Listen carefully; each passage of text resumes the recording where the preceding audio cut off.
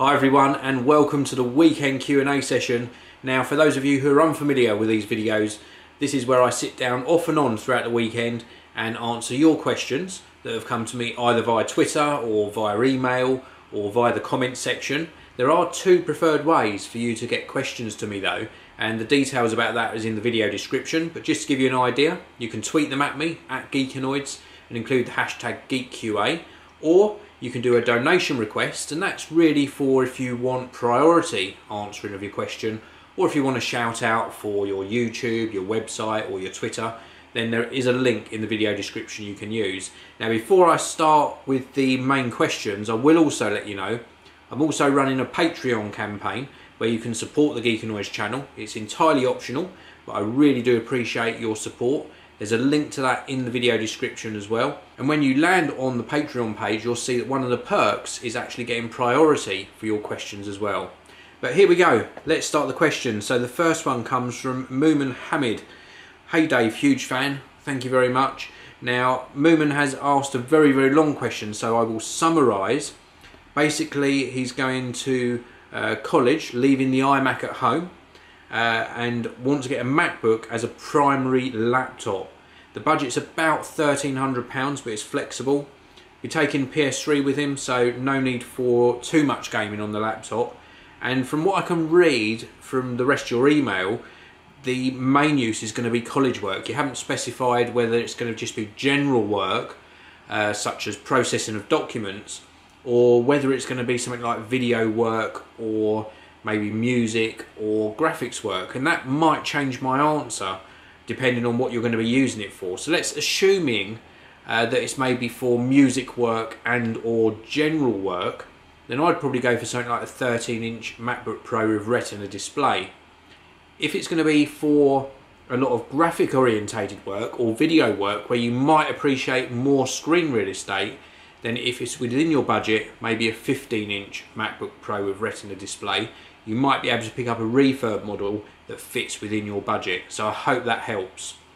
Next question is from Ryan, and actually this one isn't a question, but Ryan has said, let me start off this email by saying thank you.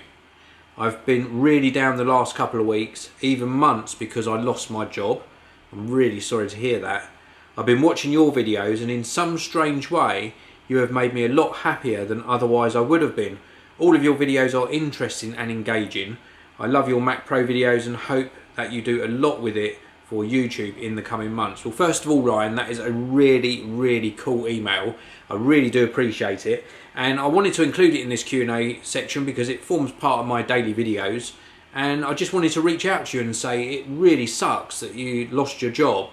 But everything, and I mean everything, happens for a reason. And I truly believe that we are all on this sort of path through life. I've said this in previous videos. And if you hit something on that path, like you have, where you've lost your job, then you just need to change directions. That's the only thing you can do. And all of these things are sent along to test us. And the fact that you've lost your job is probably a blessing in disguise, because now that means you can go out and find a different job or a different career that maybe is better and gives you more fulfillment than the job you were in. So don't give up, always stay positive. I'm sure things will turn around for you. So thank you very much for that email, really nice email. So the next one is, again, it's not a question, it's from somebody called Tim, and it's just a warning, and he sort of went into quite some detail about how he had been missing videos on the Geekanoids channel, and I think this happens to many of YouTube creators, that the subscription boxes don't work perfectly. What Tim had found is where he was actually subscribed to get an email when I uploaded a new video, those emails were landing in his spam folder. So whatever email client he was using, and it looks like it was Gmail, it was filtering out those emails into the spam folder, and he was never seeing them. And it applied for my videos and other YouTubers that he subscribes to, and it could be affecting you as well. So if you do subscribe to my channel and others, and you've got the email subscription turned on and you're not getting notifications, check your spam folder and tell your email client that it's not spam. So thanks very much for that tip, Tim. That is very, very good of you. Next question is from Jeremiah. Hi Dave, I need purchasing advice. I've got some Christmas money to spend and looking to upgrade my iPad mini first generation so I can get the Retina display, but I'm torn between the iPad Air and the mini Retina. Would the iPad Air be too close in size to my 11-inch MacBook Air? Which should I buy?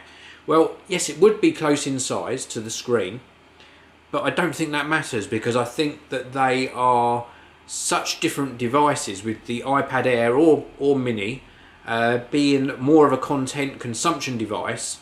Although you can do creation on it, I think the main use is going to be for consuming. So browsing the internet, looking at photos, watching videos, watching my YouTube videos, I hope, just a joke. And probably the occasional bit of creating, so you might respond to emails or create your document.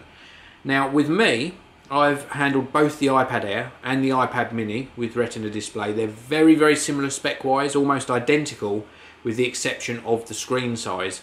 So I would just sit down and really decide, would you rather have a much more portable device, and are you mainly doing media consumption, in which case the mini might suit you better, or do you want that extra little bit of screen sort of real estate and maybe a more immersive sort of media consumption experience?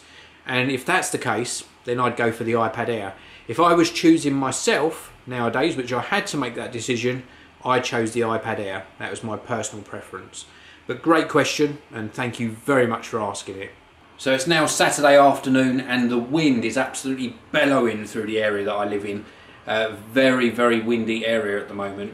But I thought I would take the opportunity to answer some more questions that have come in via Twitter. The first question is from Martin.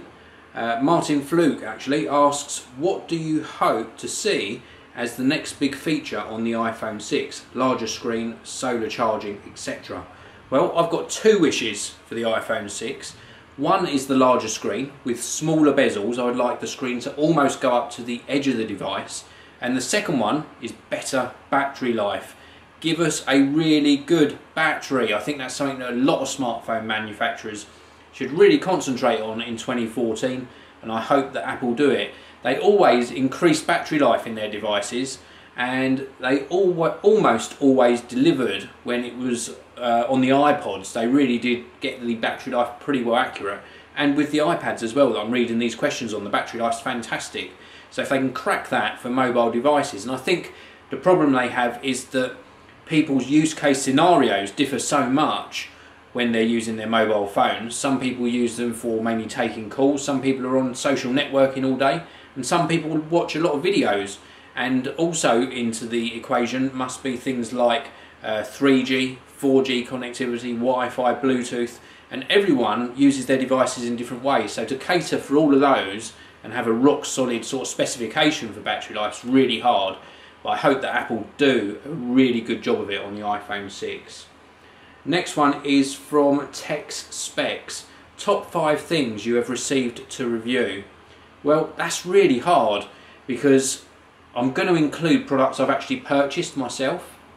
Now, the camera I'm recording this on, Sony RX100 Mark II, I reviewed the RX100, and although it wasn't up to my expectations, it was good enough for me to actually get the RX100 Mark II in. My review was very, very positive indeed, and it really must be good if I've continued using it this long. So that's probably the first product. Next one's my iPad Air, and this is a fantastic device, absolutely love it. Then the iPhone 5S must be added into that top 5, and then the Mac Pro, the 2013 or late 2013 Mac Pro sitting on the desk there.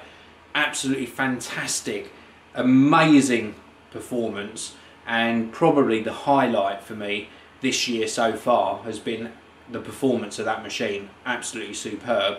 And then, not a review product as such, but something that I use every day is that Thunderbolt display sitting there, and that would go into my top 5 as well. If I was just talking about review products though, you can see I've got some speakers on the desk there, the Ruark MR1s, and they have really performed well, so they would probably go in my top 10, not my top 5, but a very, very good products. They're sort of the things that stand out for me because I use them so much. And with regard to the Ruark MR1s, they're so good that even though they're a review product and they've got to go back soon, I probably would purchase a pair. So that's a very good recommendation. Next question is from iDroid Arena. What would be your ideal screen size for a smartphone, tablet, television and computer? Wow, that is a long list to go through. So first of all, for smartphone, I think my ideal size for a smartphone would be round about 4.8 inches, something like that. I think 5 inches is just getting on the edge of being a little bit too big, and 4.8 would probably be my ideal spot. For a tablet, well, the iPad Air is absolutely fine for me, so no complaints there. 9.7 inches, so 9.7 to 10 inches for a tablet, absolutely fine. For a television, let me just pop that down, it really depends on where you're sitting. So for example, I've got the television here, which is a 47 inch, and I'm sitting the right distance away from that for it to be the ideal size. So for me, in my room, 47 inches, but if I was sitting further away, then obviously I'd want a larger screen size. And then you asked about for a computer. Well, for portability on a laptop, I think the ideal size is around about 13 inches. And for desktop use, I have to say 27 inches is really good. A nice size for me. I would like probably a 30-inch monitor actually. So if Apple ever did a 30-inch Thunderbolt 4K display, that would be absolutely amazing. So that's it for the questions for today, but don't forget this is a weekend long Q&A, so there's going to be some more questions and answers after this short break. So we're back for some more questions because it is now Sunday, and just a little update for you about my Sunday so far. We're now coming actually up to the end of Sunday, so I'm in the process of cooking. We've got a nice beef casserole or beef stew with mashed potato, which I thought would be a little bit different to a roast dinner. Something a bit different for us. And then we've also been helping my daughter pack. She's travelling to Washington, and it was a culmination of getting everything ready, but also having to get a new suitcase because the one we were going to use just wasn't up to scratch. Now, before I get on with the questions, actually, let me just take a seat. There we go. Before I get on with the questions, I did put a question out for all of my Twitter followers, and I was basically asking if they own a Mac, what they do by way of maintenance to keep their Mac running in sort of tip-top condition. Do they use an application, and if so, which one, or don't they use anything to do it? Do they sort of do it manually? And the questions were very varied indeed. We had them ranging from not using any application at all, C Cleaner, Disk Doctor, Memory Clean and Disk Diag for memory management, and Clean My Mac. So very varied answers from quite a few people. One person also emailed me and said that they used I think it was Clean My Mac, and it messed up their system, so they didn't use it again. For myself, I don't actually use anything apart from when I'm maybe testing an application. So on occasion I've used, I think it was Intego washing machine, I've used that before, and that was fine. That did gain me back quite a lot of disk space. I used to use Cocktail many years ago, and I just stopped using it. I didn't think there was any need to use it, so I just stopped at some stage and never reinstalled it. Anyway, on with the questions. I've got two very related questions actually. The first one from Adam's Apple asks, did you ever think you'd be so successful on YouTube? Well, it depends what you would class as successful, because I've got a very different view maybe from other people as to what success is. And I class success not necessarily as the amount of subscribers or the amount of views or the amount of money one might be making in their job. I class success as when you are happy with what you're doing. I hope that makes sense. So I've got to a stage in my career now where I'm actually happy. So I class myself as being successful in life rather than in a career. So I hope that sort of answers your question. Relating it directly to YouTube, I'm just a very small channel in comparison to some of these channels on YouTube that have got hundreds and hundreds of thousands of subscribers, in some case millions and millions, I'm a tiny, tiny little drop in the ocean compared to all of those. But I enjoy what I do.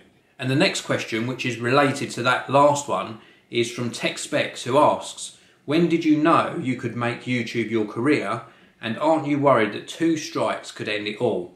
Well, let's answer that first one. I would say I was probably 2 years, roughly, into making YouTube videos before I thought, hey, I can make a go of this and actually rely on it full time. But to give you a little bit of background about me, my wife also works, so I wasn't relying on it for the sole source of income coming into the household. And I've always been self-employed, so I had other things happening at the same time. And even to this day, even though I do YouTube, what I would say full time, I still don't rely on that just for my sole source of income. I still have other revenue streams and also another business as well. So, but in direct answer again to your question, I would say 2 years into actually starting the channel. And then the question about, aren't you worried that 2 strikes could end it all? Well, I was previously, and you're referring to, actually it's 3 strikes and then you can lose your account. So I was worried about that, but I was more worried about it when I was starting out. Because I was a YouTube partner then, I wasn't on a network. I was worried that if I received those strikes, that because YouTube's such a big organisation, I would lose my account without even any sort of questions being asked. So that's less of a worry now, because I've got an established channel. If something like that did happen, I've normally got the advice and the help there that I need to get it corrected pretty quickly. And I've also got the knowledge there as well of how to deal with that pretty quickly as well. So it doesn't worry me now. The last question for this weekend-long Q&A comes from Jonathan Cable. Hi Dave, what cloud storage do you use to back up your Mac files? And that is a very, very good question. There are plenty of cloud backup services out there. I used to use, well actually I had a trial many, many years back of Carbonite. For one reason or another I just didn't stick with it. I then used Backblaze for quite a long time, for about 1.5 years, 2 years. And then I've used CrashPlan off and on, but I returned to CrashPlan last year. And I'm finding CrashPlan to be very, very good indeed. And I'll tell you why. A lot of these places do single plans, or they limit the amount of backup, or they do an unlimited amount of backup for just sort of one computer. And I found that CrashPlan had the sort of best sort of family-friendly service, where I can sign up to a family sort of plan, and then that allows me to back up multiple Macs to one account. So I back up my Mac Mini, my Mac Pro, and my MacBook Pro all on the same plan. And it's still very, very good value. I can't quote you the exact price, but it equates to around about $100 a year, something like that. And I've just got peace of mind knowing that if anything did happen and I couldn't get to my local backups, I have still got that off-site backup that I could get my files back down onto my computer. Or at least, even if I didn't want to restore everything, I could get my important files back and be up and running fairly quickly if something did happen like that. And disks in computers, hard drives, solid state drives, less so, but they still do go wrong. So having an off-site backup is a very, very good idea indeed. So that's it for this weekend-long Q&A. Thank you for all of your questions. I love doing the Q&A sessions. Please do keep the questions coming. There are a couple of links, or actually there's one link and a couple of details in the video description telling you how the best way of getting me questions are. The sort of best way is to tweet me. If you tweet at Geekanoids and include the hashtag GeekQA, that gets a question to me for inclusion in the next video. And also I do donation requests as well. That'll take you to Amazon and you can donate any amount you want really. And if you do that, that's mainly for things like if you want to shout out for your YouTube channel, for your website or your Twitter. It's entirely optional. But if it's just general questions, feel free to tweet them at me and I'll try and include as many as I can in next week's Q&A. So thanks very much for watching again. I hope you all have a fantastic week. I hope you all had a great weekend as well, and I'll see you all in the next one. Thanks so much for watching the video. If you'd like to watch another amazing video from me, please do click that top box. And if you want to subscribe to my geeky channel, click the red box on the bottom of your screen now. Thanks for watching. I'll see you next time.